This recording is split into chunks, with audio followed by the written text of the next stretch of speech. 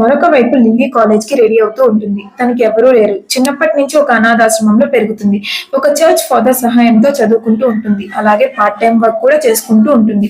Ready అయిపోయి carriage తీసుకుని మెట్లు దిగుతూ కిందికి వస్తుంటుంది. దారిలో రాహుల్ బైక్ తీసుకుని వచ్చుంటాడు. కానీ లిల్లీ అతన్ని పట్టించుకున్నట్టుగా ముఖం తిప్పుకొని వెళ్ళిపోతూ ఉంటుంది. అప్పుడు రాహుల్, లిల్లీ, నేను నీ కోసం వెయిట్ చేస్తుంటే నన్ను పట్టించుకోకుండా వెళ్తున్నావెందుకు అని అడుగుతాడు. అందుకు లిల్లీ, చూడు రాహుల్, ఇంకొకసారి స్ట్రీట్ లో కనిపిస్తే పోలీస్ కంప్లైంట్ ఇస్తాం.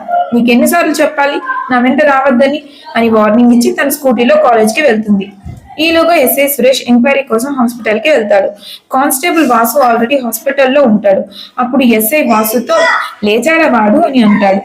లేచాడు సార్, మార్నింగ్ స్పృహ వచ్చింది, కానీ డాక్టర్ ఇంకో గంట వరకు తనని చూడొద్దు అని చెప్పారు.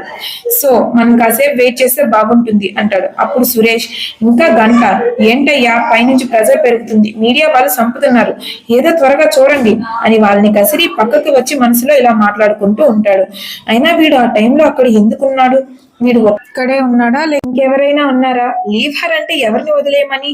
అబ్బా, వీడు ఫాస్ట్ గా కోలుకుంటే చాలా ప్రశ్నలే ఉన్నాయి నాకు అడగడానికి అని అనుకుంటూ సిగరెట్ కాలుస్తూ ఉంటాడు. ఈలోగా కానిస్టేబుల్ వచ్చి, సార్ వాడు లేచాడు, మీరు వెళ్ళి మాట్లాడొచ్చు అని అంటాడు. సార్ వాడితో ఏం మాట్లాడబోతున్నారు అని అంటాడు. అప్పుడు ఎస్ఐ, నువ్వే చూద్దుగానే లోపలికి రా అని ఎస్ఐలోకి ఎంటర్ అవుతాడు.